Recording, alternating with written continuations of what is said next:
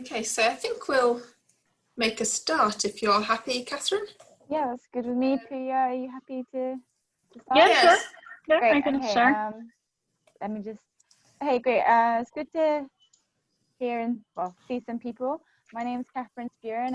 I'm a PhD researcher at Imperial, and I'll be chairing this first session. And first, we have Pooya, who is a PhD researcher also at Imperial College London, and she is part of the Centre for Environmental Policy. And she's going to show her research where she models and assesses the possible transitions of the heating sector in order to achieve the national 2050 net zero emissions target. So Pooya will present now, and it'd be good while she was speaking. She's going to present for about 5 minutes. If you can mute your mics, and then at the end, she'll accept any questions. And you can also type them in the chat function if you would prefer. So yeah, without further ado, Pooya, I'll hand it over to you. Okay, thank you very much for introduction, Catherine. So I will just briefly explain what this part of my research, which is basically focused on value of power grid for decarbonizing heat. As you know, electrification is one of the main options that is often discussed for decarbonizing heat. So what they're suggesting is that we are replacing all our fossil fuel boilers with electric equipment.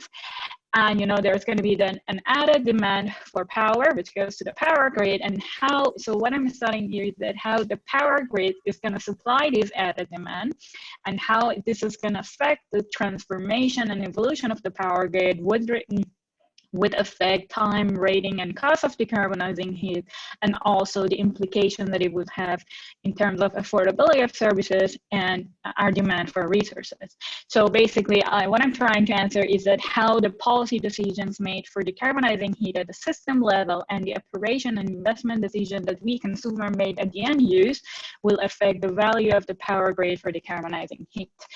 So I've developed this model that I use for my analysis, but I'm not going to stress it here. So what are the major policy decisions that we can have for decarbonizing heat and power? So if we're starting from point A, which is in 2015, and we want to reach net zero target, which is B in 2050, we have three major options. The first one is being that, okay, we say we don't care about what is the pathway that we are taking. We just want to reach zero at the end of the horizon for both heat and power.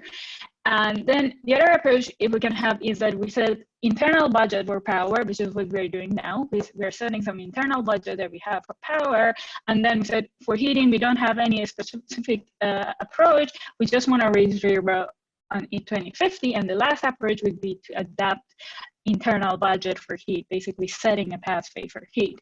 So I am analyzing the impacts of these three decision makers on the energy vector mix of the power, the heating sector, and how this is going to affect the evolution of the power grid. So this is a very complicated graph. You don't have to really read it. Just the above graph shows how these three policies will affect the energy vector mix of the heating sector, and then the graphs on the bottom compare how this is going to affect the evolution and technology mix of the power grid.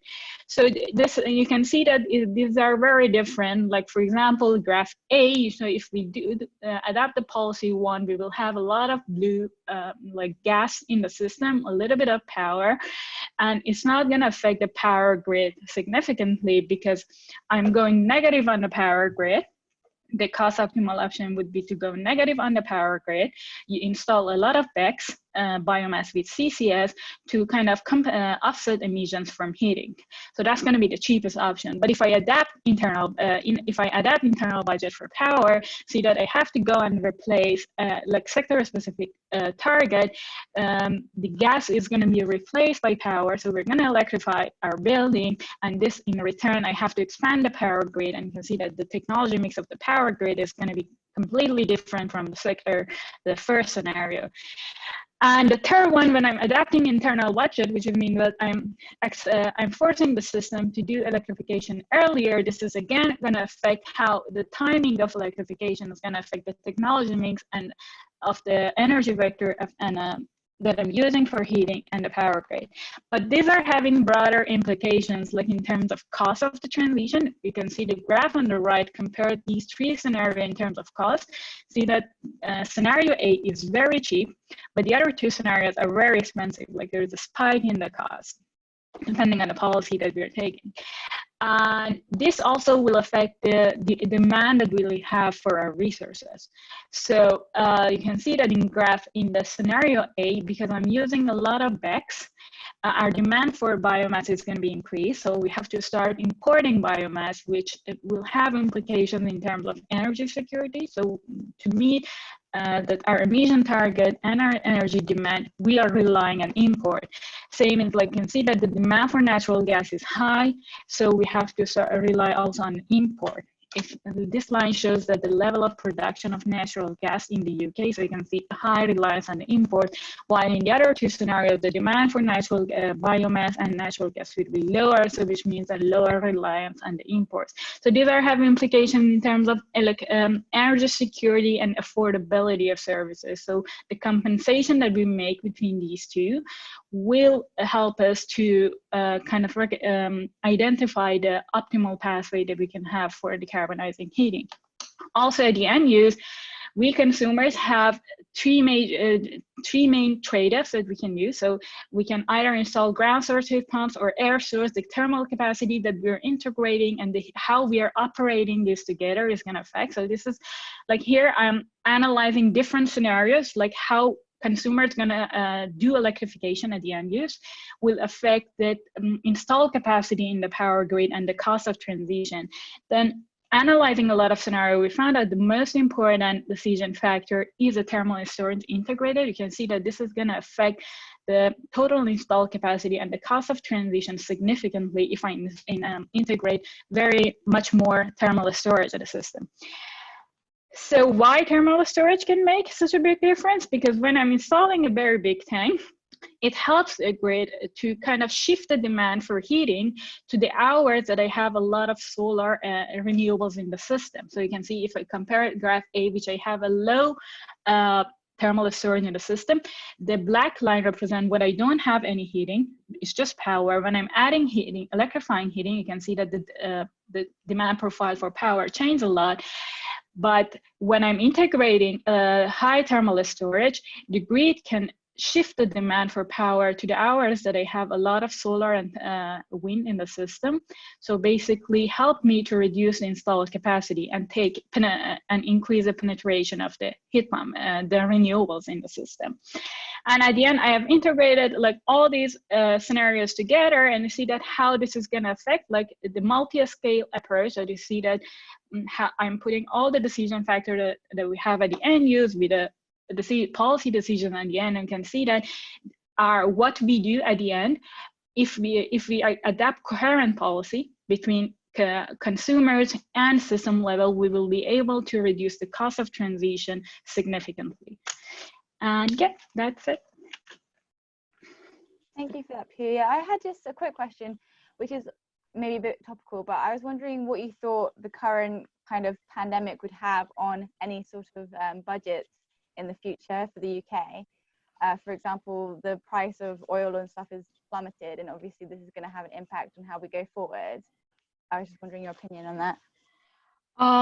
Yeah, okay, there are a lot of discussions on this, but I think this, the effect that COVID-19 had on the price of oil can be kind of positive, because it will help to kind of take out the coal earlier, because now coal used to be like the cheapest fuel in the power grid. So it would be easier now to retire and replace it by gas. That's going to help. But this is, I think, going to affect the budget that the government will have for investing on the transition. Maybe they're kind of postponed a little bit. I really don't know. It's like there's a lot of discussion. Everyone says that, but I think everyone is expecting that this is going to affect the investment that the government can do on transition, at least for a while. But I read the news that most of the, like in France, a lot of big companies have asked the government that they adapt a green recovery plan for the economy. that's very positive. If they start like for the recovery plan, start investing on renewables, like going away from fossil fuels, that would be great. Yeah, that'd be very interesting to see. Yeah. We have a question in the chat from John Newbury. He says, what type of heat storage are you considering? Ceramic, water, brine? What type of heat storage are you considering? This is just tank storage, not normal tank storage that we're considering. Like the cheapest option. It's not a very kind of because the cost of transition was important for us, so we are doing this analysis only with a normal thermal storage tank. So that would be water in a tank, or have I misunderstood? Yeah, I think it's just water. Yeah, it's just normal storage. Yeah. Hot water. Have any more questions?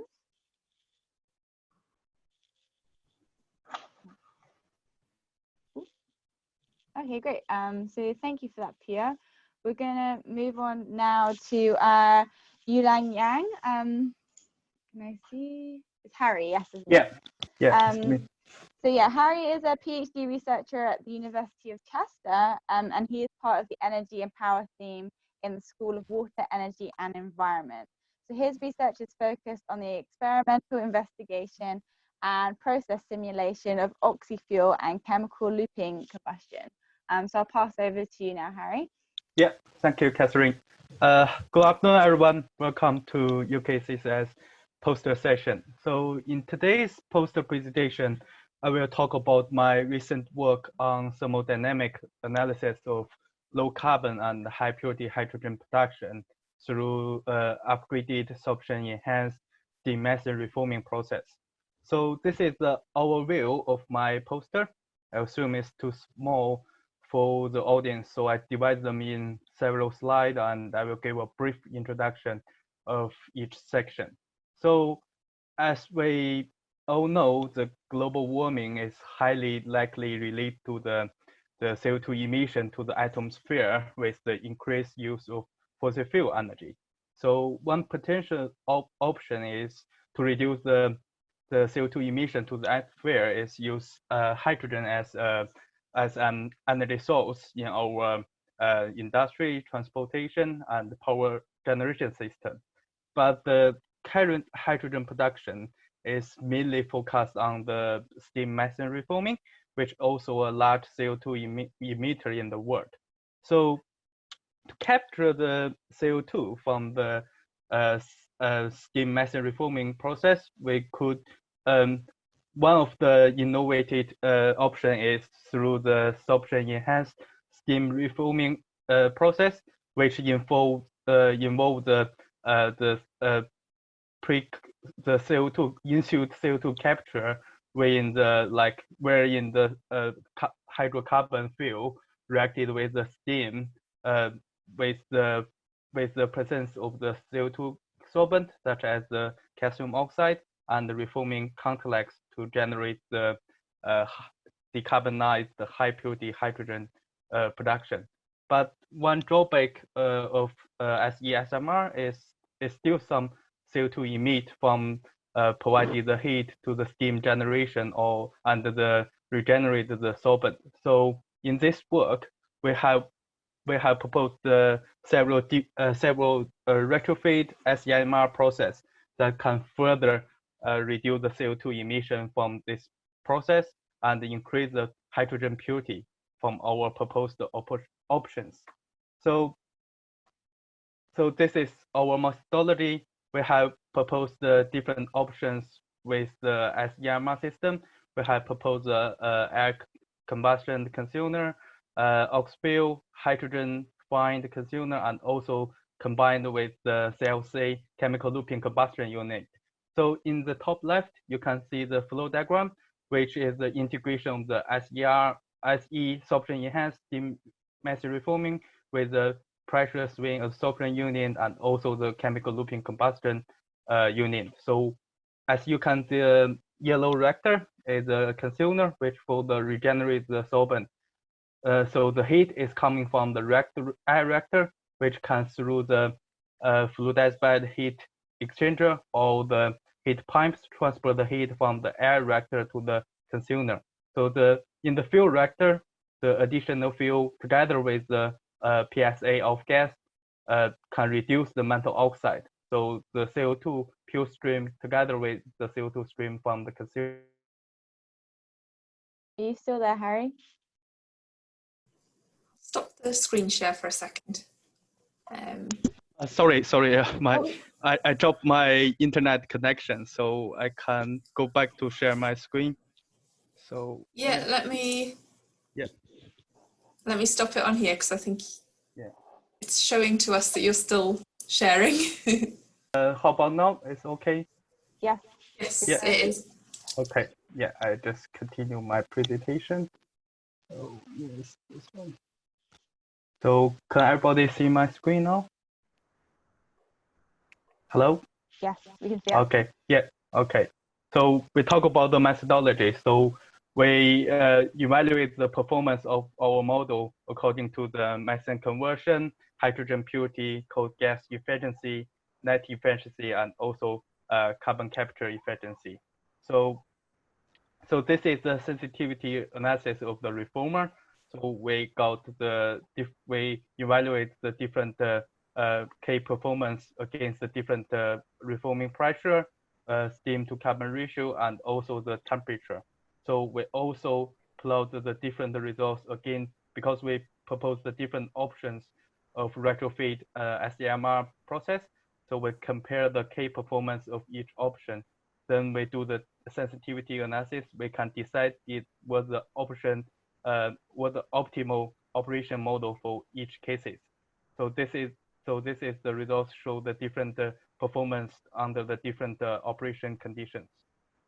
And we also compared our results in the other technologies with SMR with other CCS technologies.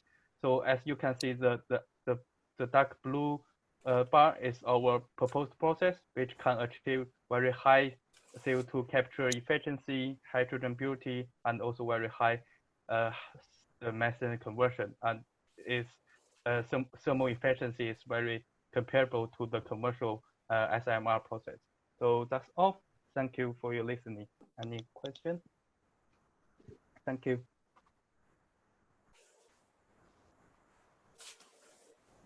Cool. Thanks for that, Harry. Maybe I missed it when you were muted. I was just wondering what the reduction in the energy penalty that this process has in extracting CO2. So for the traditional, for the commercial SMR process, the cold gas efficiency is around 75 to 80.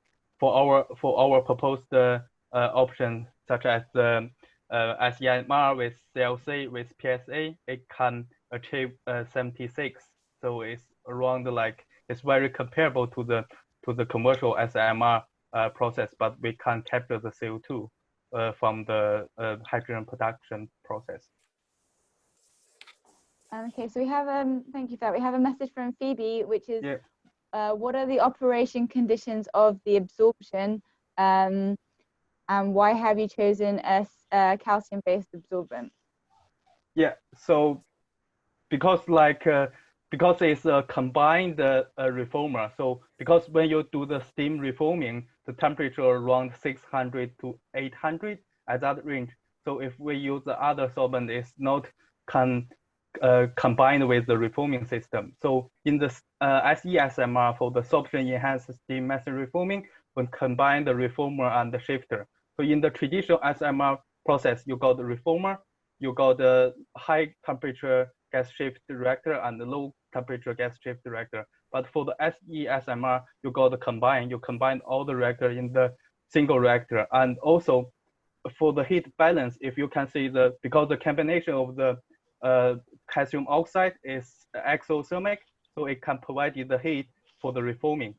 So it's very novel, like you reduce your energy input and you can use, it's like an autothermal reformer. So by the combination of the calcium oxide.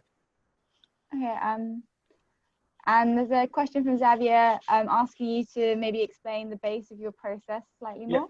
Can I reshare my screen? So yeah, So, oops.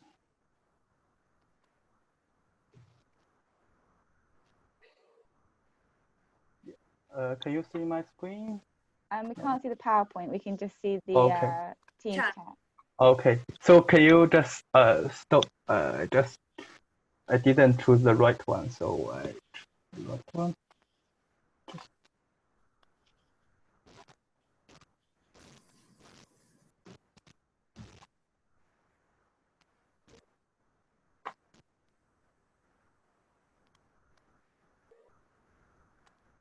Yeah, so you can see this screen.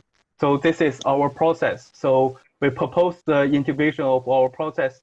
Like for this part, you got the SEMR process, the commercial SMR, SESMR process. You got reformer. You got the regenerator for the solvent. You also got the chemical looping combustion. So for the chemical looping combustion, you use metal oxide like iron, nickel, manganese, copper. So you can transfer the oxygen from the air reactor to the fuel reactor without using the air. So in the fuel reactor, you just got the metal oxide, which carry the oxygen. You react with your additional fuel. So then you got pure CO2. You can separate with the steam. You got the pure CO2 together with the CO2 from the consumer, because the solvent has already captured the CO2 from the reformer during the steam methane reforming. So together, these two CO2 can be combined together for the storage and utilization. So this is the process. And the heat can be transferred from the air reactor to the consumer through the fluidized bed heat exchanger, also the heat pipes, which use the phase change materials. So you can change the heat from the exothermic air reactor to the consumer. So this is what the new process we proposed in our work. So Great, thank yeah. you. Any more questions from the general group? I have a question. I was wondering how this is going to affect the cost of producing hydrogen if you've done the analysis through Yes. this process. So we haven't. So our next step is doing the TA analysis, the technical and economic analysis for the different options we proposed in our work. But we have some very roughly estimation for this one, as you can see, because like we integrate the CLC, we have the PSA. So this is probably you added more cost for these reactors. So you may added the operation cost, but their thermal efficiency is not reduced compared to the commercial SMR. So the OPEX, it may be reduced. So, but we need to do a detailed economic analysis to decide the cost, the level cost of hydrogen from each of options. So also in our work, we also propose like to reduce the capital cost. We can recycle the part of hydrogen product from the SESMR for the regenerate the solvent for the consumer and also the steam generation. So yes, we should do some economic analysis after this thermodynamic analysis. Great, well, thank you for that, Harry. Thank you, Catherine. Thank you. We're going to go on to our third speaker now, which is Paula, I hope I say this right, Nkulikiyinka, who is a PhD researcher at the University of Cranfield, and she is part of the Energy and Power Department. Her research uses artificial intelligence to optimize the production of hydrogen with carbon capture and storage. So yeah, Paula, if you want to share your screen.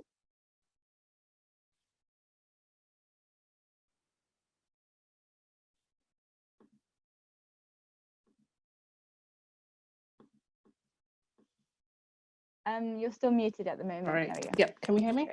Yes. And can we see my screen, which is my PowerPoint?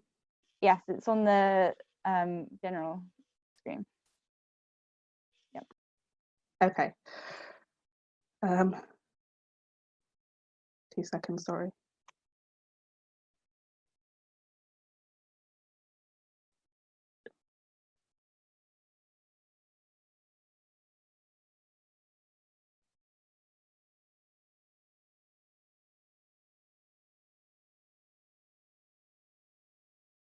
Okay.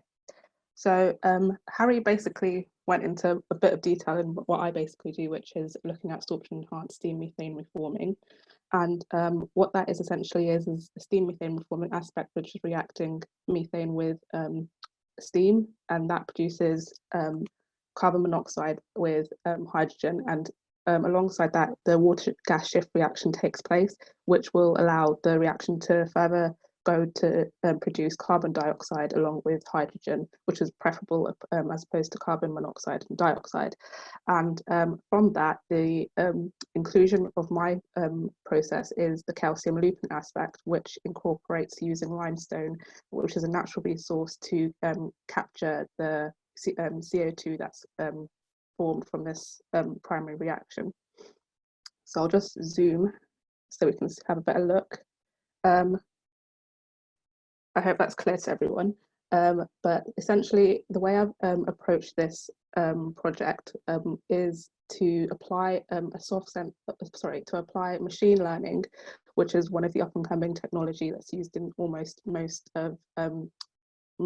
biological, chemical, physical processes in research these days. And I've tried to forward this into a soft sensor. And a soft sensor is essentially an inferential estimator which uses process conditions that are available in order to calculate process variables that aren't available for reasons such as finance reasons, or physical reasons that you're not able to have a hardware sensor to measure a specific type of a desired measurement in order to further the process, to further the operation of the process. So a soft sensor allows you to use software inferential estimators to find desired measurements. And the way I've approached this is essentially by creating an Aspen model in order to get my data points. And I've applied a sensitivity analysis to this to gather a large amount of data points, which is something that's essential in a soft sensor model.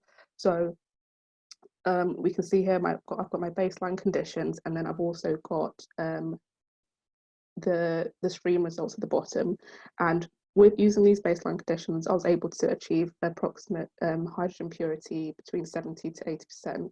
And that differed because I did play about with the baseline conditions in order to best represent literature and also to best represent real life conditions, as we all know that Aspen is the perfect in conditions thermodynamically. So with this process, I have modelled my reaction using two reactors, which Harry mentioned in his presentation.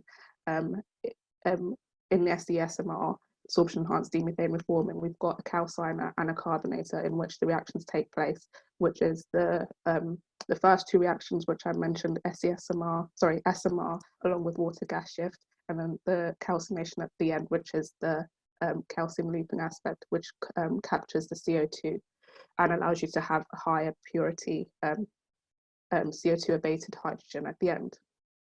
I've also got cyclones, which are able to remove the solids, and I've got a pressure swing absorber and an air separation unit, which will aid in reducing the amount of CO2 at the end of the process. So moving on, don't know how to zoom. There we go. So the machine learning aspect of my project has been modeling the results that I achieved in my Aspen model into a Python IDE. And in doing this, I was able to model the predicted versus actual yields, purity, methane conversion, as well as CO2 captured. And I've done this using two different models. First, which was the neural network. And that's one of the most commonly used machine learning models for various reasons, because one of them being that it's got the ability to read a large number of data points, and then from that has a high accuracy prediction rate. And when I compare it to, for example, the random forest, which is at the bottom here, I've got a little extract of 2 tree layers. The random forest is also a good model, however, it doesn't work in the same way, obviously, but one of the two main differences is that neural network obviously has an ability to read a high number of data points, but obviously that takes a lot longer. So for different reasons, random forest is preferred. For economic reasons as well as speed of churning out models, because I used about 45,000 data points, sorry, and that took quite a considerable amount of time to churn out a model. So if we're looking at this on a large scale, 30 minutes to do one model would be, I think, far too much. That's where the random forest model comes in handy. So these are the two models that I used, and yeah, they're, how do I zoom out? So I've got my, oh, sorry.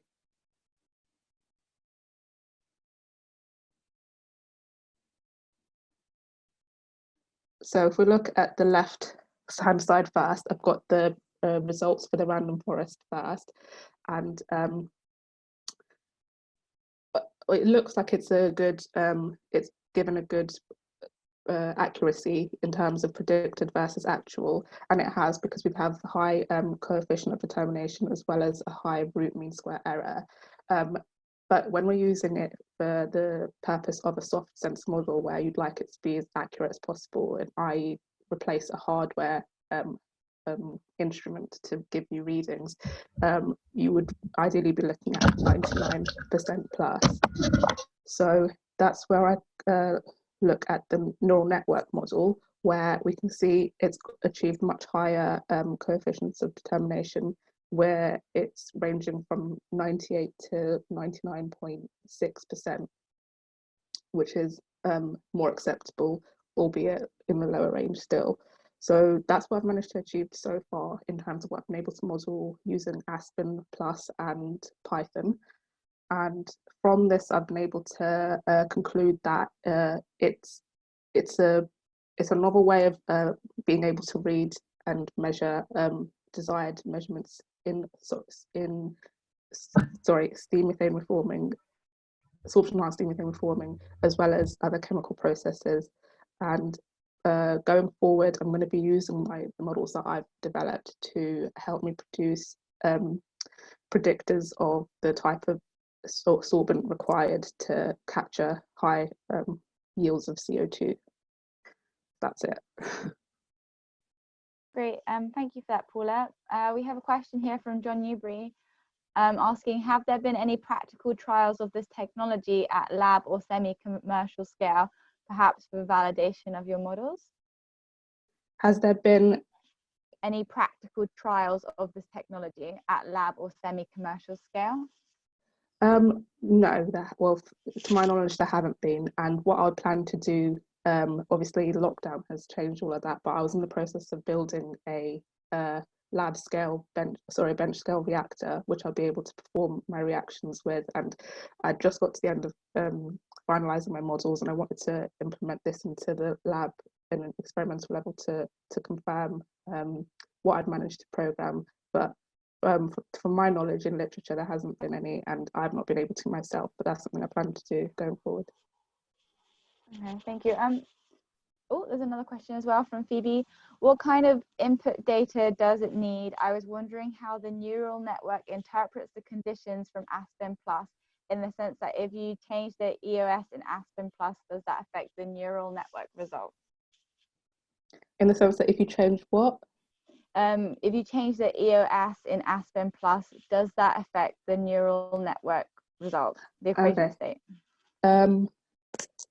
So, sorry, is this written somewhere? I don't know why I can't see the question. If you move your mouse button, you can see like share screen, and next to it is chat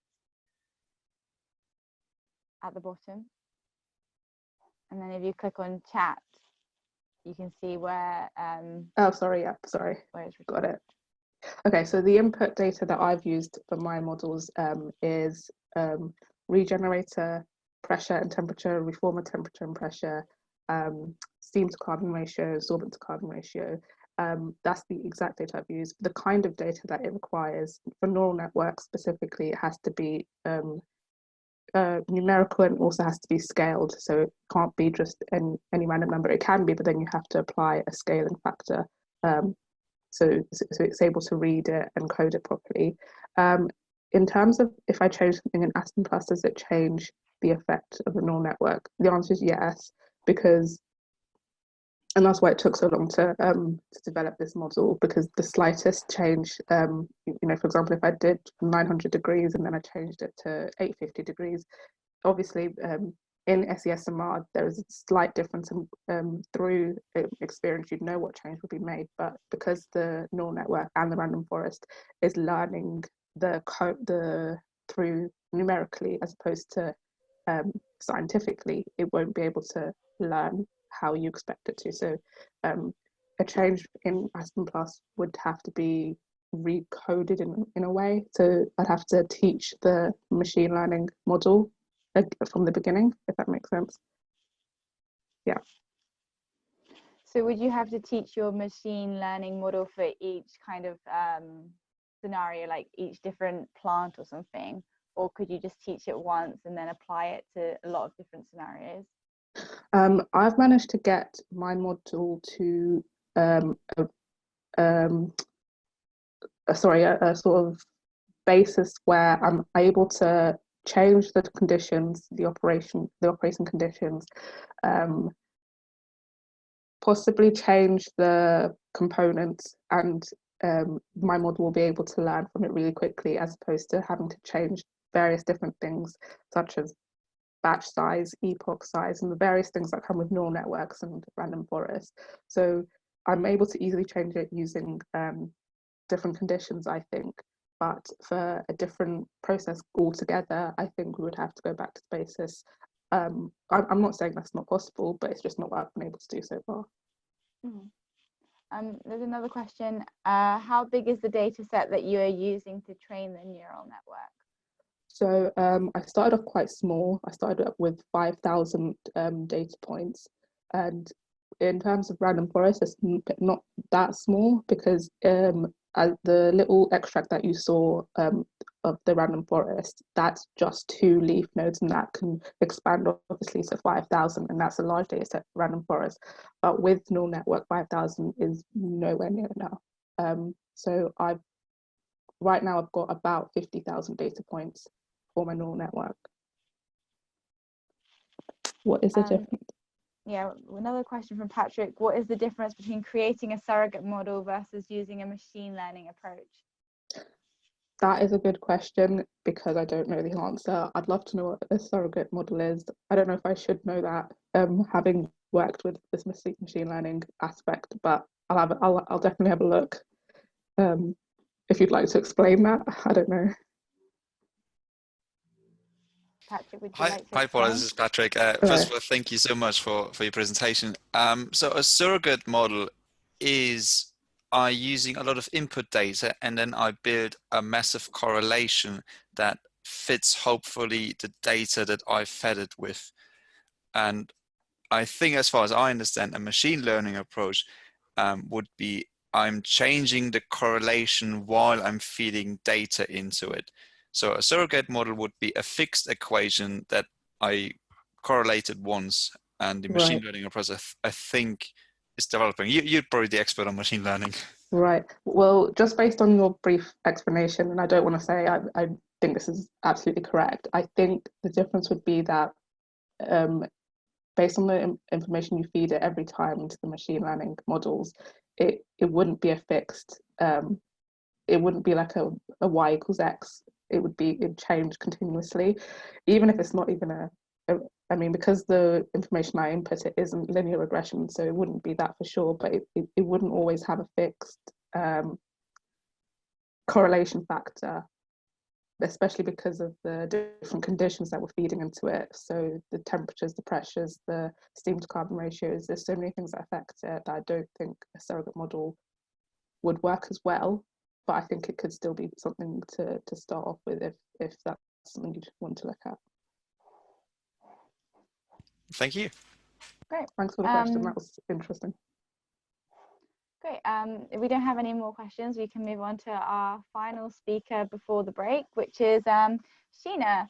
So Sheena, are you there? Oh yes, I see you. Sheena is a PhD researcher at the University of Chester, and she is part of the Eco Innovation Project, which is part funded by ERDF and in collaboration with Smart Creative Technologies. She is involved in the extraction and recycling of compounds from ceramic insulation fibers to minimize landfill waste. So I will pass over now to Sheena. And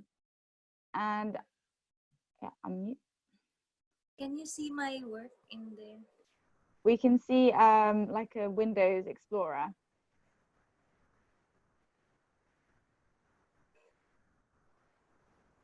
New share. This one.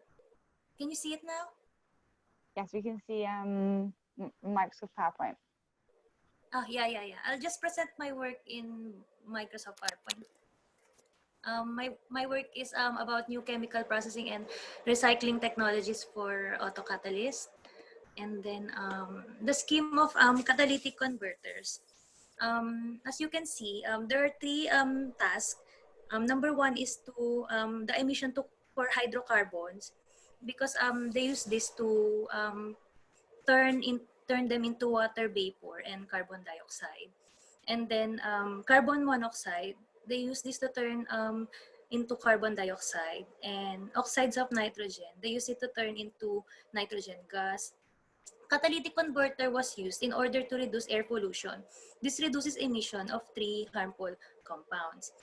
Although catalytic converter do not reduce harmful emissions of carbon dioxide, which is a greenhouse gas that contributes significantly to global warming.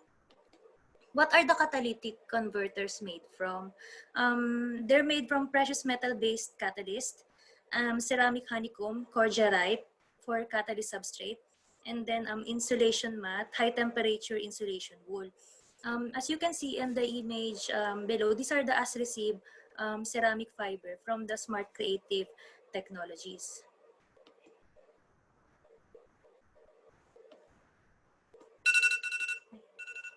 Sorry. Where does the waste come from? The waste come from material can be scrapped, buried in the landfill from the extraction of platinum group metals, platinum, palladium, and rhodium. But alternatively, it can be converted to aluminum, silicon, magnesium, and calcium compounds. So why we need to recycle those? Currently, there are 1.3 million vehicles that are scrapped and buried into the landfill, according to the UK DBLA. So the industries currently recover the metal catalyst only, and the ceramic are being sent to landfill. It's 910,000 kilograms of ceramic insulation fiber. I get this calculation because the average weight of each ceramic insulation fiber in a standard vehicle is approximately 0.7 kilograms. So 0.7 kilogram, I multiply it with 1.3 million vehicles that are being scrapped and buried into landfill, equals to 910 kilograms in total. Then I convert the kilogram to tons by dividing it into 1,000. This will give us an equivalent of 910 tons of ceramic insulation fiber. So what to do with the remaining parts of the catalytic converter after extraction of platinum, palladium, and rhodium that is currently being dumped and buried in the landfill? So that is my PhD is aiming to achieve. I'm extracting the silicon, aluminum, magnesium, and calcium compounds from the waste ceramic material. This is because it is currently manifested a great profitable merchandise and in foreseeable future. Therefore, an additional objective is to identify the other usable compound present in the ceramic waste. So the recycled material, these are the target material that I need to extract. The recovered gypsum can be used to produce make plastered board. The recovered aluminum oxide can be used for building and construction. The recovered silicates can be used to produce glassware. The recovered magnesium oxide can be used to create a fireproof for plaster boards. Some will go towards blocks for Smart Creative Technologies eco-concrete blocks. And then the recycling approach in disposing of the industrial ceramic secondary raw material. The modern industrial ecosystem by Pampuch. Ash slugs is the most commonly used in concrete today and used as a raw material for cement production. And then the production of ceramics and other material. These are the reutilization of ceramic waste and can be reused without the need for any major modification in production processing.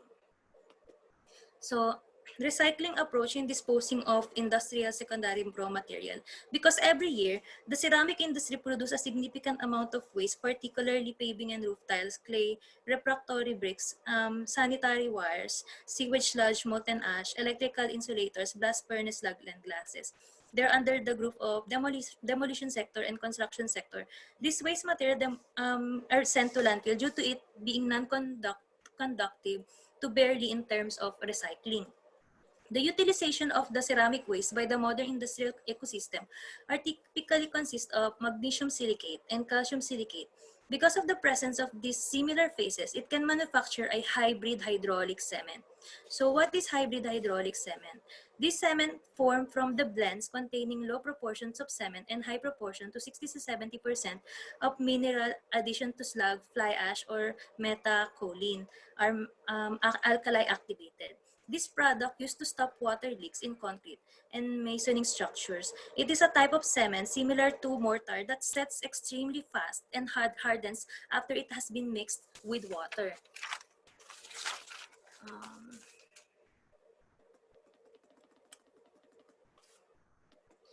These are the material I need to manufacture and create my cement for smart creative technologies.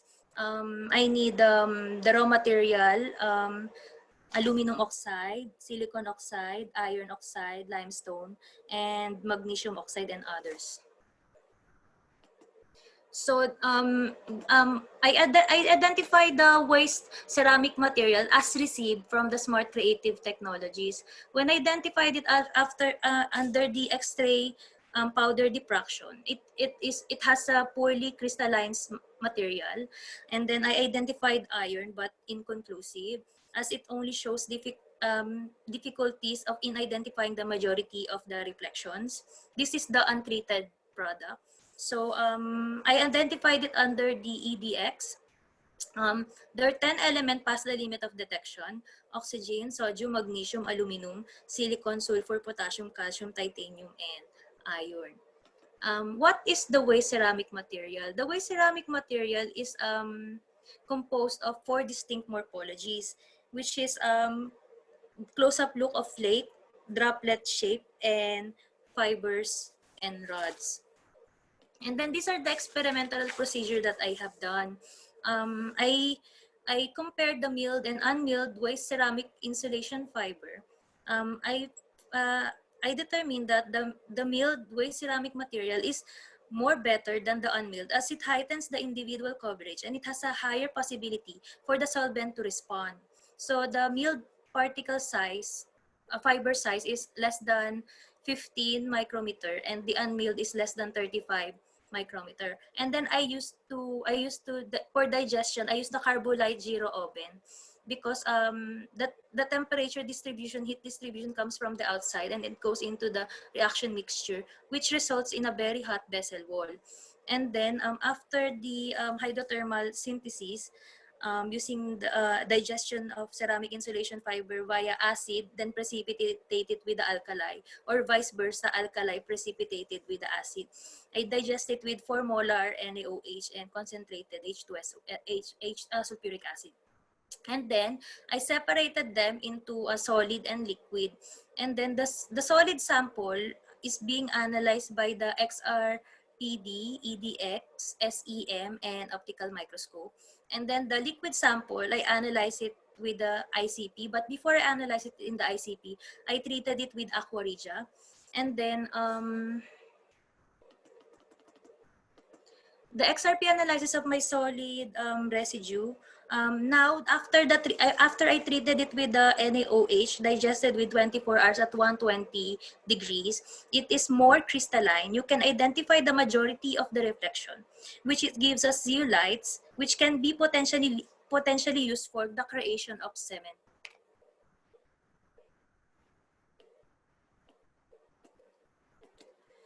And then morphology analysis of the solid residue. So we can see that the fiber and rods contain mostly of aluminum and silicon. Droplets is contain mostly of silicon, aluminum, and sodium. Flake contain mostly of the potassium, magnesium, and silicon.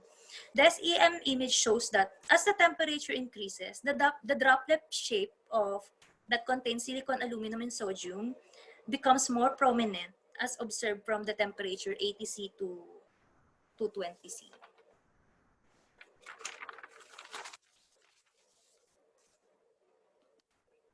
And then EDS analysis, the result shows that sodium increased significantly, forming solids. Magnesium decreased significantly, goes into the liquid sample. Silicon had a significant decrease, goes into the liquid sample. Sulfur disappeared, goes in the liquid sample. Potassium decreased, goes into the liquid sample, and iron decreased, goes into the liquid sample. Sodium increased significantly, forming in solid samples. When I check the common salts that is present in the XRPD is the sodium chloride. We can use this to de-ice the roads during winter. And then in the liquid sample that are decreased amount is the targeted for the extraction, which is magnesium, silicon, sulfur, potassium, and iron. Results. How was the precipitation carried out? I carried out the precipitation via alkaline 4 molar of NaOH, addition of 1 molar sulfuric acid dropwise, approximately 3 ml. And then the concentrated sulfuric acid, addition of 4 molar NaOH dropwise, approximately around 6 ml. And then ICP analysis of liquid residue, precipitation of products of ICP, XRPD, and SEM and EDX. The ICP precipitation analysis, as you can see in the orange peak, the aluminum and Al at 100C, the dark blue is Na at 180C, the dark blue line is Al and lithium at 220C. But then the lithium might be contamination. I will look for it for further analysis. And then the rest of the peaks are below, which is not worth extracting, not economically viable because it's less than 0.999 parts per billion. And then XRPD precipitation analysis. Most temperature are amorphous, 120C and 120C. Only 2 temperatures slightly crystalline. I am currently identifying reflection for precipitation. And then the SEM EDX precipitation analysis. There are only 3 temperature that has a good quantity results. The rest of the temperature are below the limit of detection, not economically viable. So the temperature 100C, 120C, 200C has a good quantity results among other temperature. And then 24H, which is you can see 100C, sodium, silicon, and aluminum, which has 17.1, silicon 10.9, aluminum 10.7, 24 hours 200C, sodium 15.2, silicon 14.3, aluminum 13.3, iron 0.8, and then 24 hours 200C, sodium 15.2, silicon 14.3, aluminum 13.3, and iron 0.8. So conclusion, what has been extracted? So I extracted silicon, aluminum, magnesium, iron, calcium, titanium, potassium compounds. And what is the residue? The residue is silicon, aluminum, phosphorus, potassium, sodium compounds, and trace amount of others.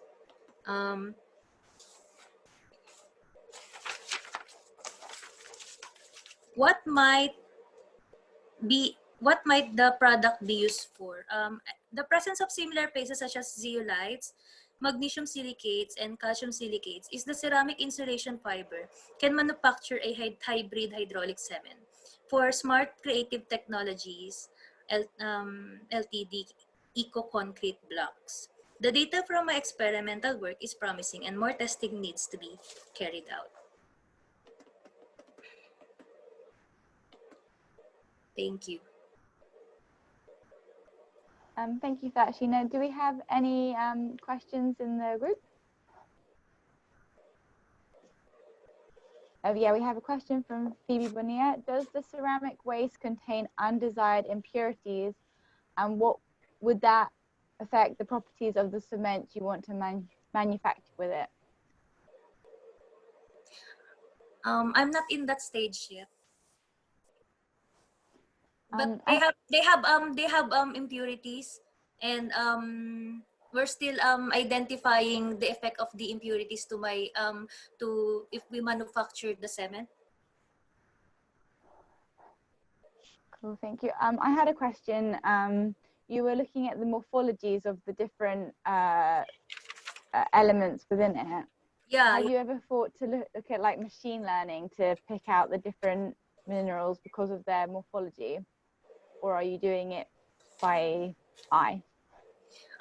We're just doing it by the machine that we have available in the site, because the morphology that we have is the SEM analysis. So what are you suggesting me to do for the that you automate choosing the minerals, the elements, sorry. Yeah. The main element that I need to extract is silicon, aluminum, magnesium, and calcium compounds. Oh, great. Well, thank you for that, and thank you to all our speakers. We're having a comfort break now until 3:15, where the session will restart. So grab yourself a coffee and a snack, and I'll see you at 3:15. I'm going to hand over to Pooya, who's chairing the next half for us. Thank you, Chris. Hi, everyone. My name is Pooya. I'm a third-year PhD student in Imperial College, and I will be chairing the second session of the second poster session. We have three speakers in the session, and starting with Eduardo. Eduardo is a technical authority at Pace Follow Assurance based in London. He holds a Bachelor in Chemical Engineering from UNAM University of Mexico and a PhD in Chemical Engineering from University of Manchester.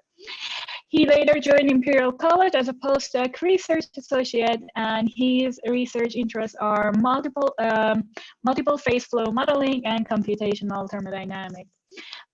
Eduardo, I think you can share your screen if you're ready.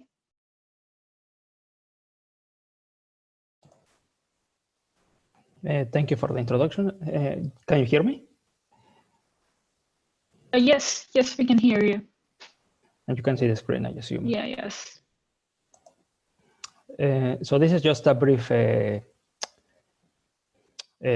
talk about the work that we have been doing in phase flow assurance. Basically, this is we have been looking into the design and operability of the CO2 transportation network of the HyNet CCUS project, which is probably you have heard about it through the different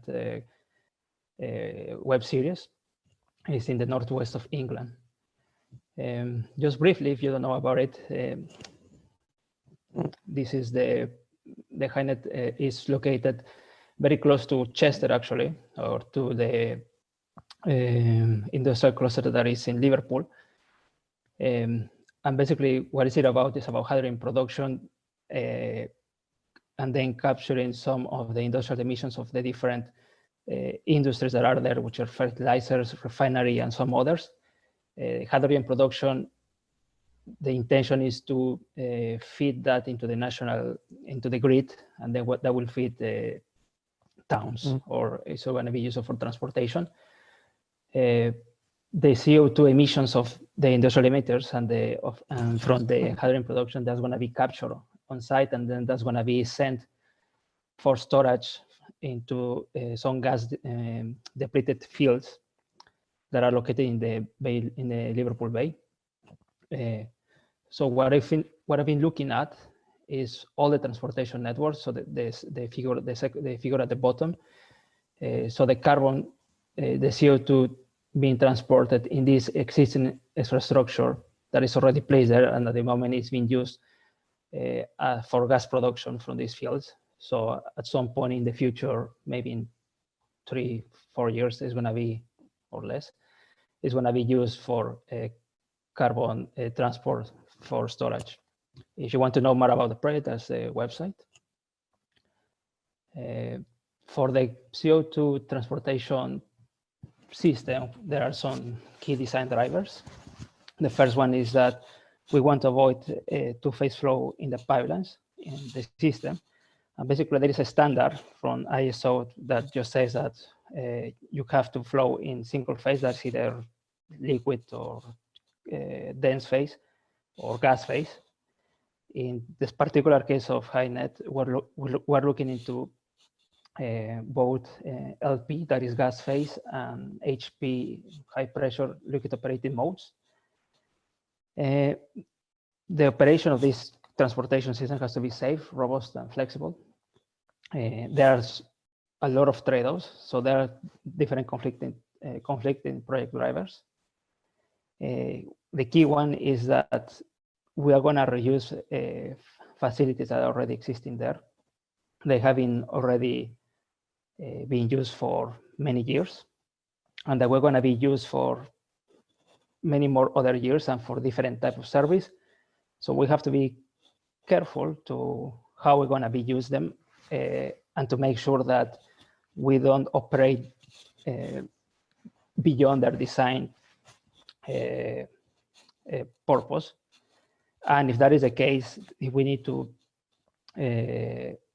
we have to identify any modification of upgrades that might be required over time.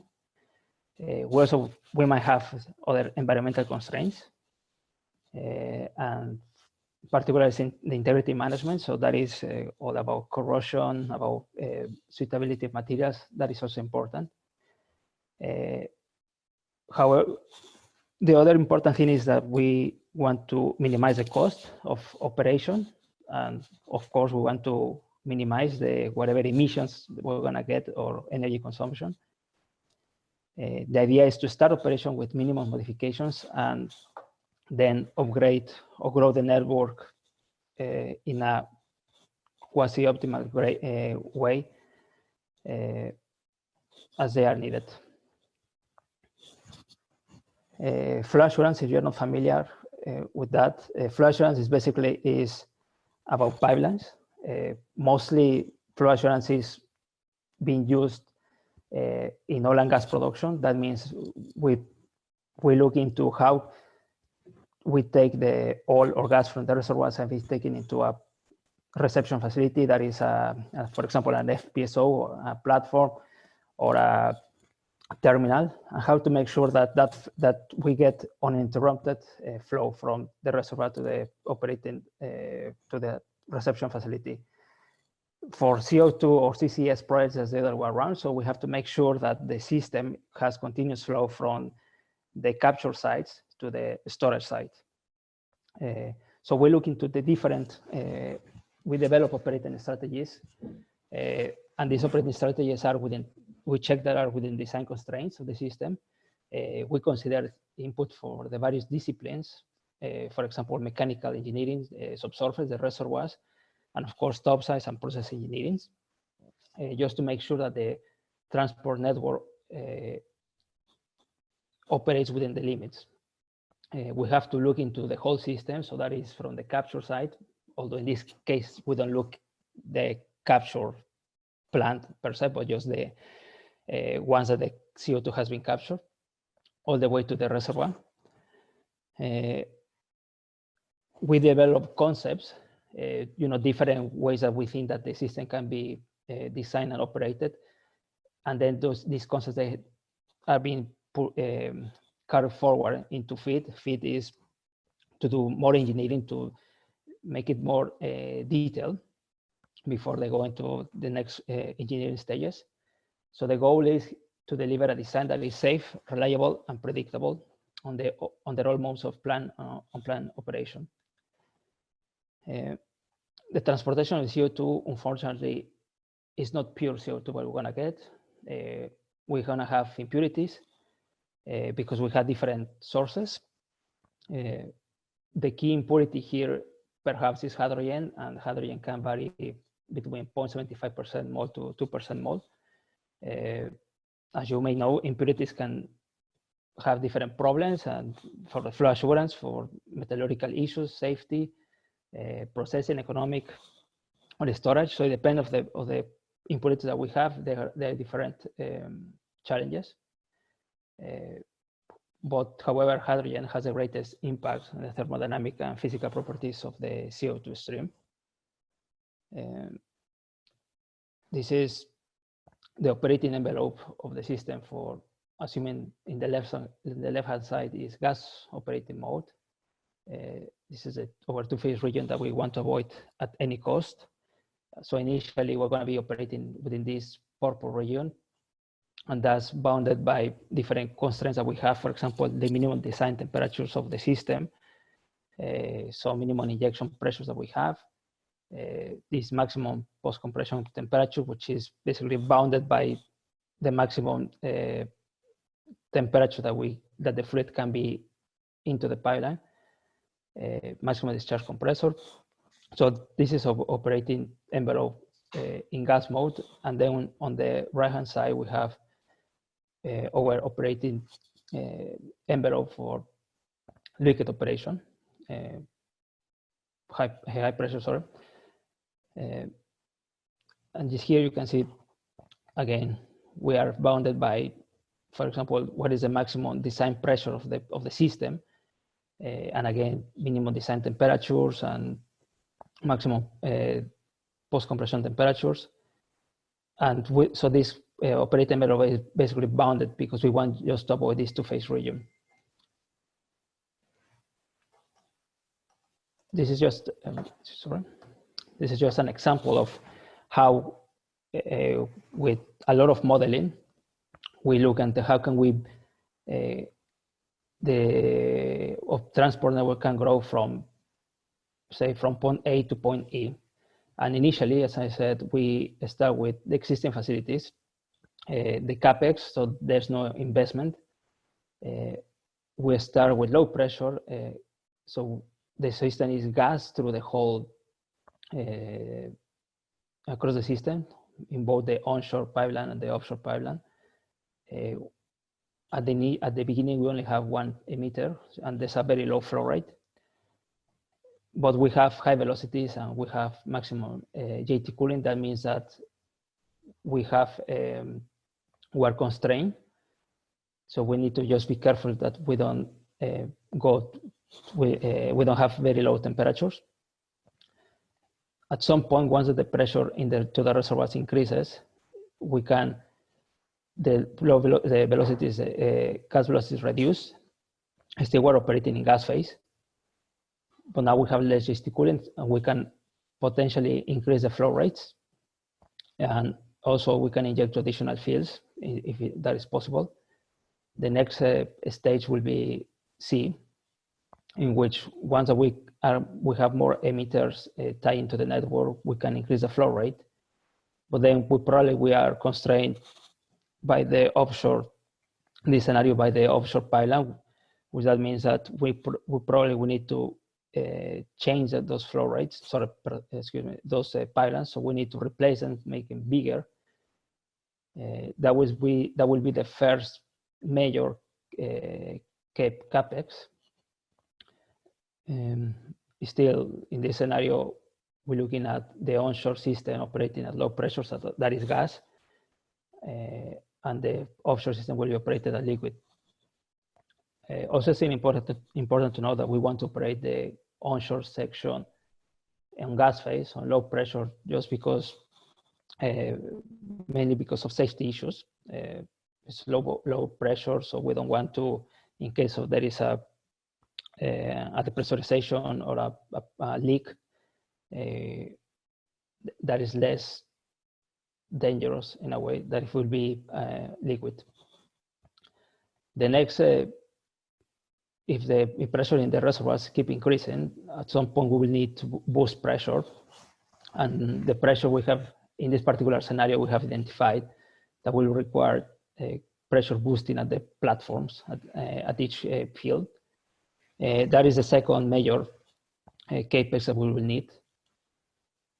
In this case, again, the system is still flowing in single phase, in the gas in the onshore section, liquid in the offshore section. But then we're going to have two-phase flow in the wells, and that's fine. That's not an issue. Sorry. And finally, in section E with higher flow rates, that will be triggering the third major capex, and that will be to replace the onshore section, just to make it again a larger flow pipeline, just because we will be increasing the flow rates,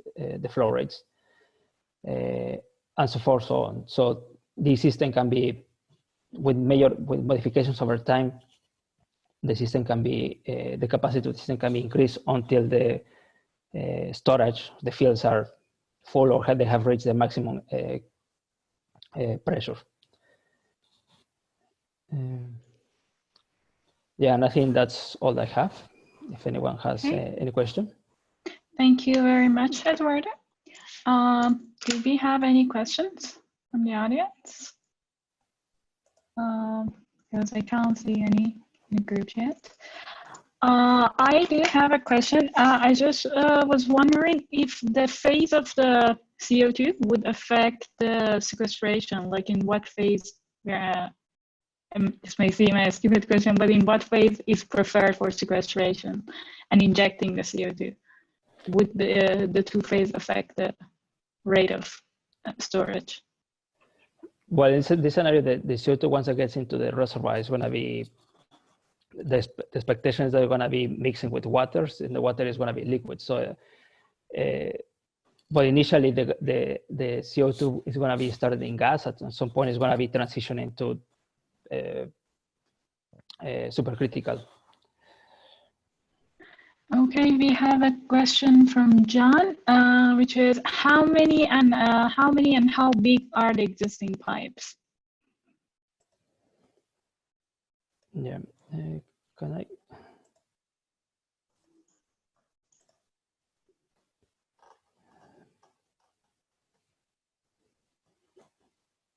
Just let me show you them. So all these, if you look into the picture, into the bottom picture, all the solid lines are existing lines. The dashed line is going to be a new one. But anyway, the existing lines are, the existing, I think, onshore is 24-inch. And then the offshore lines vary between 24 and the small branches to between 12 and 16 inches. And what is the rate of CO2 that you're storing there, like in different phases? The initial rate is around 0.5 megatons of CO2 per year, and the horizon or the expectation is that at some point we're going to reach 10 megatons of CO2 per year. And we have another question, which is like, what is the source of CO2? What are the industries on the site? And because Phoebe thinks it's interesting that there is no water in impurities. Yeah, correct. So there's a fertilizer, there is a fertilizer company, there is a refinery. I cannot remember. There's another industry that I cannot remember. However, we are specifying the CO2 stream. So the specification is that there shouldn't be water, or I think the water is about, from the top of my head, I think around 50 ppm. I think that is the water specification. And as far as we know, that's achievable by the capture plants or by whatever the hydration units they have. Okay. Thank you. Thank you very much, Eduardo. So the next speaker is Catherine.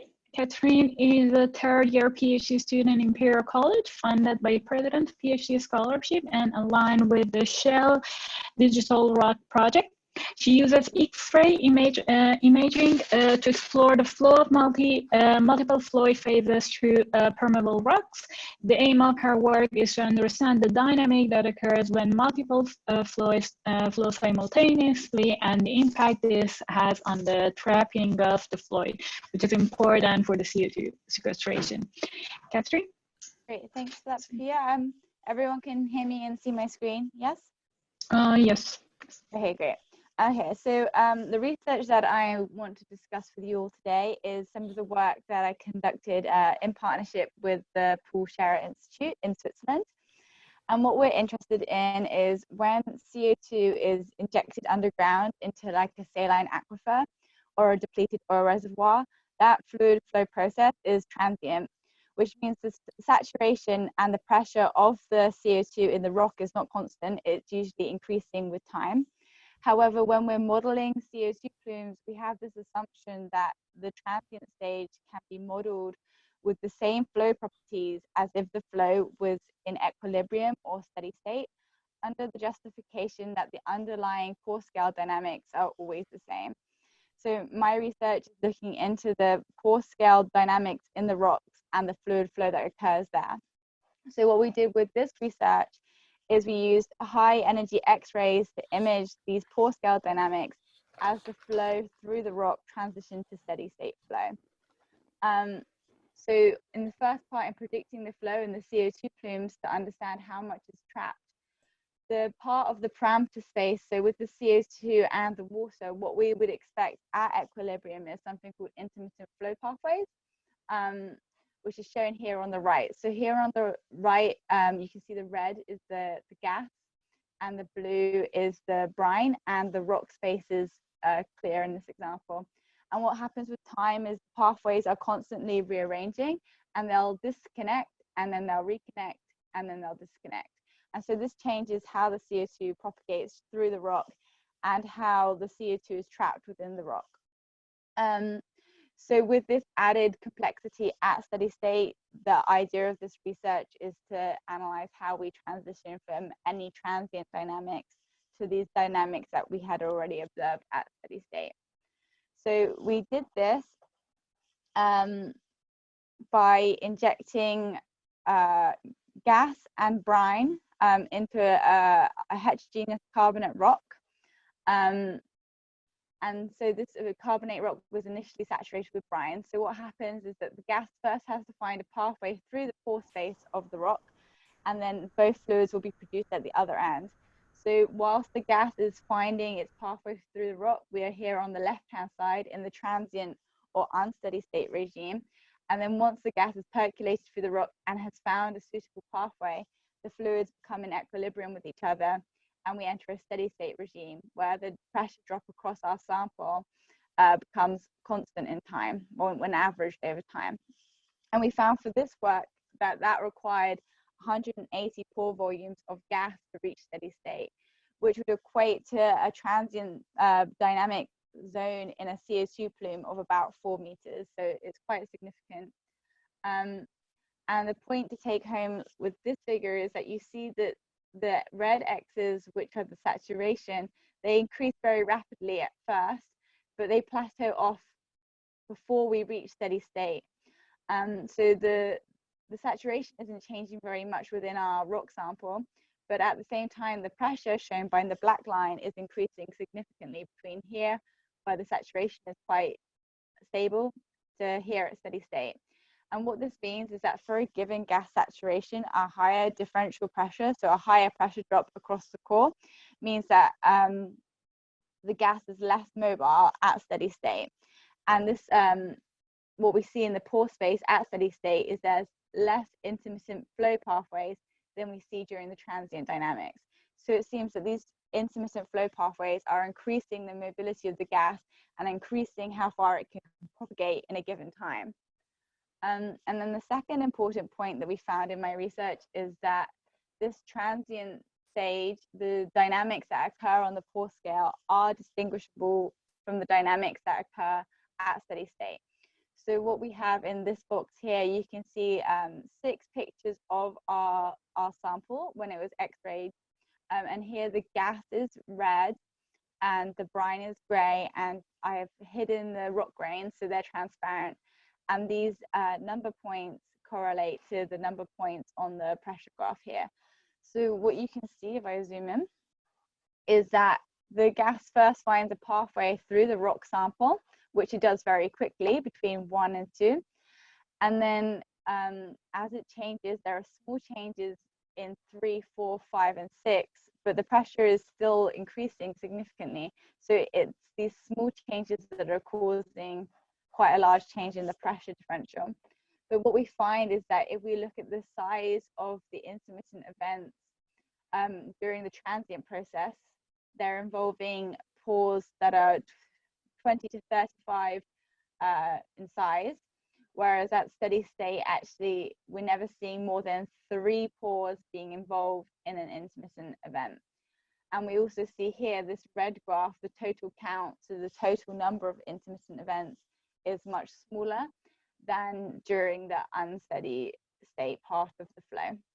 So we can determine the difference between the transient and the steady state flow by the frequency and the size of the intermittent events.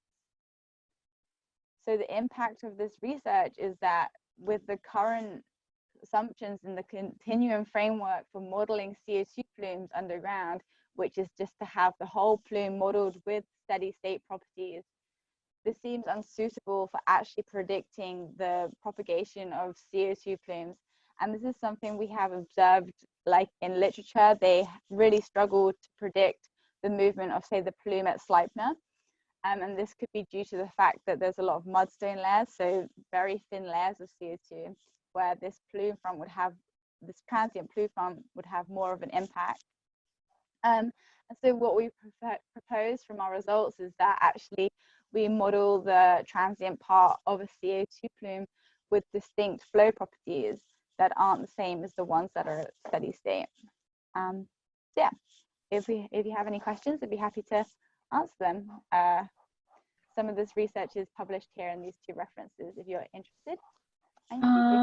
Thank you very much, Catherine. Do we have any questions from the audience?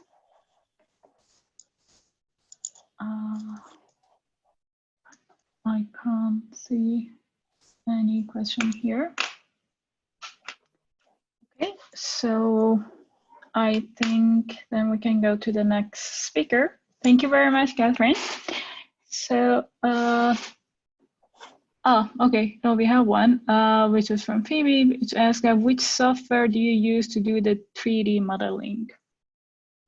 So in this research, we don't do any modeling. The software to image these X-rays is done in a Viso. So what we do is we take the X-rays, the X-ray tomograms, and from that we can reconstruct where the 2 fluids are in the rock. And then we can just image the rock every second and see how those fluids change. So we observed how they changed, but we didn't do any modeling. Okay. Okay, we have one question from John, which is, will CO2 impurities impact the flow? Could it be modified by using impurities? So we realized in this research that these intermittent pathways, so where the gas is breaking apart, was common in the pores that were poorly connected, so the parts of the rock that was poorly connected, and in parts where the gas itself is poorly connected. So I think impurities may have an impact in terms of where it occurs in that sort of part of the pore space, but I actually think that it wouldn't have a really big impact on the flow. I mean, it depends on the impurity. And the last question from Patrick, which is, what is the impact of neglecting the intermittent pathways on, for example, plume or plum movement?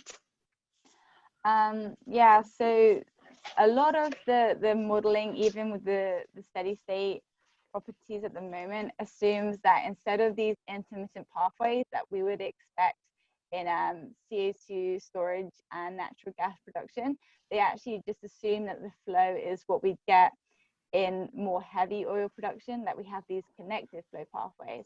So anything that's trapped is considered trapped forever, whereas we don't actually see that in gas water systems, which is kind of not ideal because it's in those systems where we'd actually want to see things trapped forever. So I think if we're neglecting intermittent pathways in plume movement, then you are over predicting the amount of CO2 that can be trapped by capillary trapping, and you'd be more heavily reliant on trapping CO2 by like a cap rock, like shown here. Okay. Thank you very much, Catherine. The next speaker is Dinesh. Dinesh did his PhD jointly between the Indian Institute of Technology in Mumbai, India, and the Monash University in Australia. He obtained his MTech in the Water Resource Engineering and Management from Indian Institute of Technology in Guwahati. During his PhD, he actively contributed to the development of vertically integrated multi-phase flow model for carbon sequestration using an element-free Galerkin mesh-free method at 3D Group Laboratory in Monash University. Dinesh, I think we can start. Yeah, sure. I can. You are able to hear my voice? Hello? Yes, we do hear you. I think I just switch on the video. Yeah. Is the screen visible to you? Hello? Yes, Yeah, I see sure. the screen. Okay. Yeah. Yeah, Okay. sure. Thank you. Yeah. I just.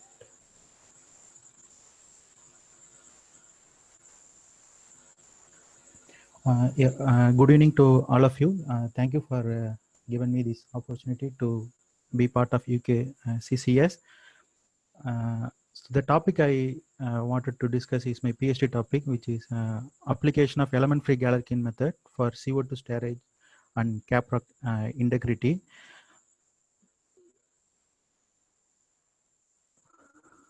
So the next slide, yeah.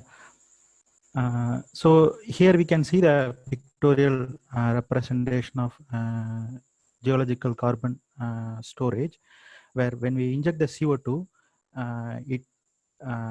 it goes beneath more than 800 meter, and the CO2 becomes a supercritical CO2, and it undergoes various trapping mechanism. So we are interested in capturing the structural and stratigraphic trapping. Due to buoyancy difference, the less dense CO2 rises above, and that means beneath that rock. So we are interested in the pressure and saturation over the domain. We have seen from the previous presentation how difficult it is just for few micrometer or few how the pressure and the saturation is drastically changes. And it also the previous presenter mentioned about the intermittent flow. This problem, we use the governing equations, the governing partial differential equation, and we try solving the mesh-free method, element-free Galerkin method. So that is the first aspect of this problem. The second aspect is, as we can see, the mechanical properties. If I take a unit cell or the representative volume element at point A, or at point B in caprock, or at the interface, the mechanical properties are entirely different. It's going to increase or decrease depending upon the chemical reaction. So to capture the exact mechanical properties or flow behavior, we have to conduct a thermo-hydro-mechanical chemical reaction coupled problem. So in this project, the first aim is to develop the multi-phase flow model. We use the vertically averaged multi-phase model governing equations. The advantage is the Z direction we can avoid, so that the discretization in Z direction can be eliminated. And the beauty of using EFG method is due to the higher order shape function, it can capture the pressure and saturation, especially near to the well. the pressure is very, very high. So during those point source presence, these EFG methods behaves very well. The same method we used to develop a multi-scale. I think we are disconnected. Is the screen Yes. visible now? Yes, yes. Now we can see Okay. it. Thank you. Okay. Perfect. Okay, shall I? Yeah, sure. So I just Yeah. Okay, sure. So sorry for the this problem. So here we can see the EFG domain discretization. Say suppose if I acquire aquifer domain, say suppose 1 kilometer by 1 kilometer, if I have the injection well at the middle. So this is how we discretize the continuum. We can see the nodes are placed in uniform distribution. Also, to perform the numerical integration, we need Gauss quadratures. So we can see the Gauss points. Coming to the second aspect of the problem is capturing the crack propagation, as well as for the multi-scale modeling purpose. Say suppose if I have a uniaxial compression test, say suppose a cylindrical sample or a brick sample, if I have a pre-existing crack, central crack, having applied the compressive stress or compressive load, the crack tip is going to propagate. So to capture the crack tip, we done the nodal refinement, especially the crack tip is captured using the modified weight function. Also the displacement continuity along the crack face is captured using the Heaviside function. Also, if I have a rock, it not only made up of several minerals. So during brine saturation or some other dissolution or precipitation, there may be formation of halide mineral or NaCl crystal. So here I have a different Young's modulus and Poisson ratio. So that can be, that interface have different properties, rock matrix and NaCl crystal, that can be captured using the level set function xi. So these are the two problems which I wanted to discuss. The first problem is the multi-phase flow model. The aim is to capture the pressure and saturation field. We first took the example from Ladubek et al., where we wanted to validate our mesh-free model with existing horizontal and sloped aquifer. Later on, we also validated with circular aquifer, where the circular is axisymmetric problem. So we can perform a 2D model, and that can be validated with the 1D analytical solution. Later on, we extended the same model for non-homogeneous aquifer, where the permeability is two different permeabilities. Also, we have multiple wells. So this is the reference problem. We have aquifer domain of 1 kilometer by 1 kilometer, having two different fluid properties, and we inject at the rate of 1,600 cubic meter per day. We can see the pressure field, the bottom pressure field. We can see near to the injection well, that means at the center of the domain, the pressure is very, very high. So due to this nodal refinement, we can easily capture the pressure spike. The same for the CO2 saturation, the plume is going to move after injecting 60 days. The plume profile will be like this. This is the height of CO2 because the depth of the aquifer is 10 meter. Indirectly, we can calculate the saturation field using this CO2 plume. Coming to the second aspect of the problem, finding the mechanical properties, where we are interested in, I have a sandstone rock sample, which is taken from Queensland. I conduct a Young's modulus test the same sample, I also prepare a brick kind of sample having a notch at the bottom for the mode-on fracture to find out the mode-on fracture toughness.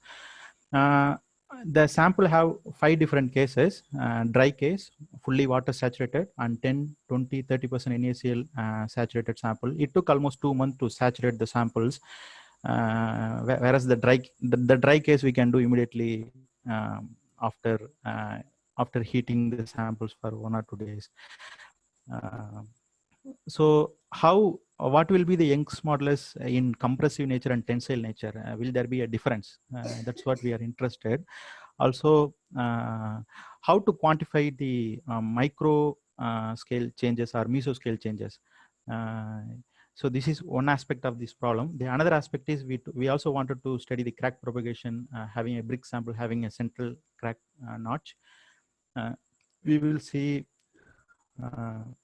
the first aspect, which is we took the standard literature problem, and we can see in the EFG method is able to capture the XFM results as well as boundary element method and the finite element method results.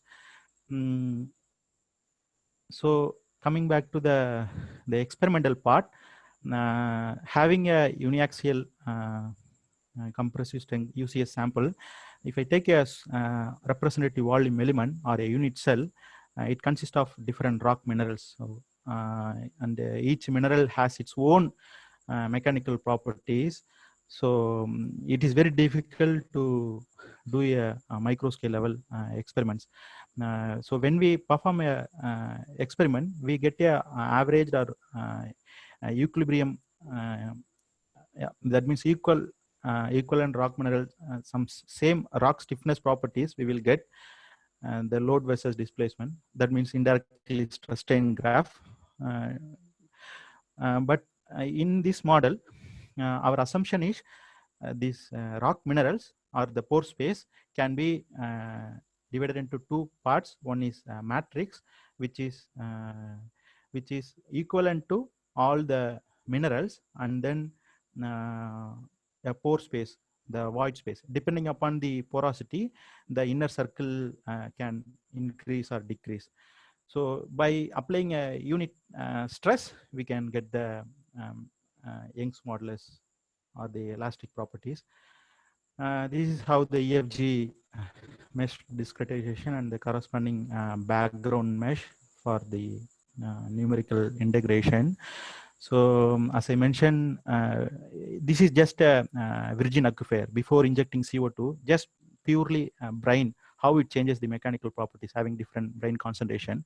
So it will ultimately change the microstructure of the cap rock or reservoir rock. That will change the THM hydromechanical properties.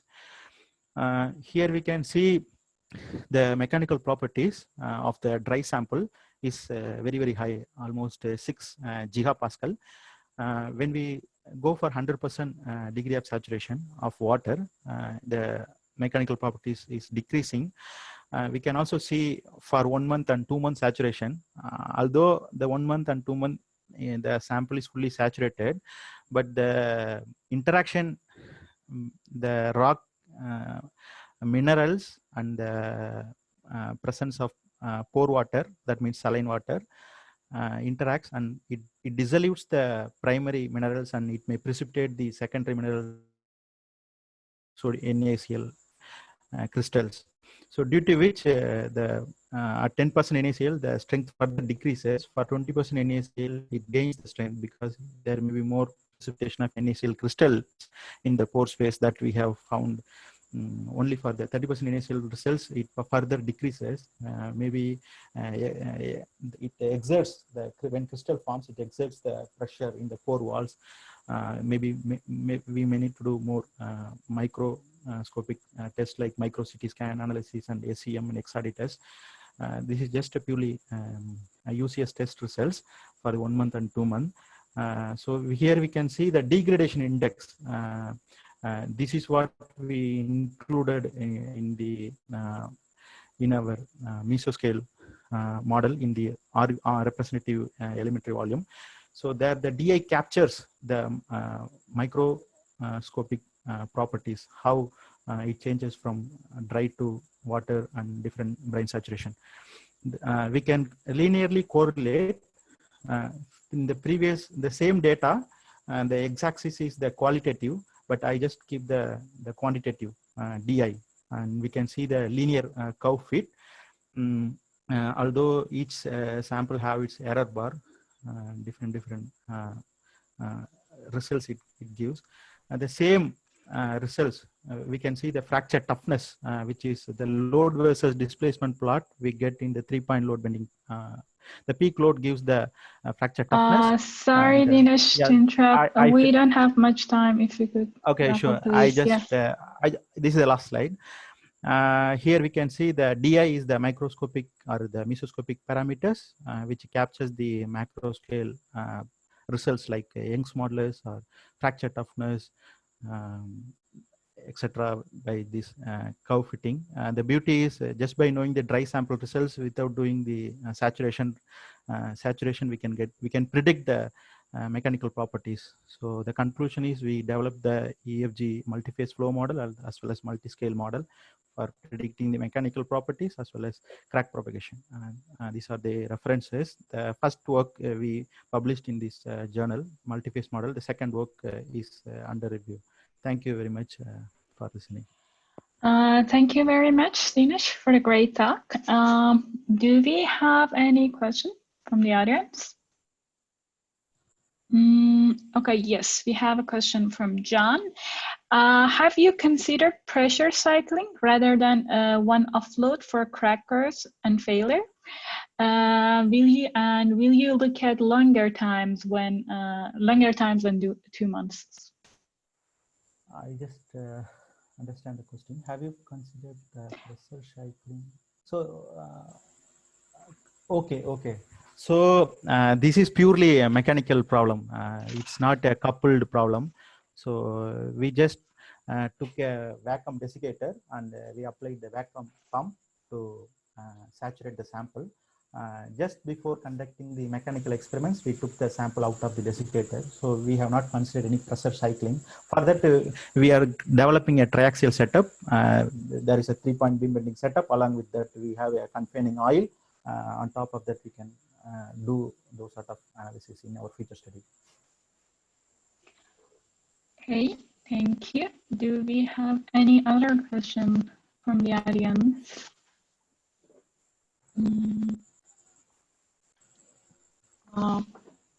Okay, I think no. So thank you very much, everyone, all the speakers for the great talks. And I should also thank UKCCSRC, especially Caris, for organizing this and bringing us all together. And if you want to add anything, I think. Yeah, I just want to say thank you from our side to Pooya and Catherine as well for excellent sharing today. And thank you to everyone for your presentations. Hopefully see as many of you as possible on Friday for our guest lecture as well. We've got Rupert Reed, who's an ethical philosopher that's speaking, so should be very interesting as well. But great to hear about all of the work that you're all doing. It was really interesting. Thank you, everyone. Yes, thank you. Thank you. Thank you. Stay safe, everyone. Bye. Stay safe. Thank you. Bye.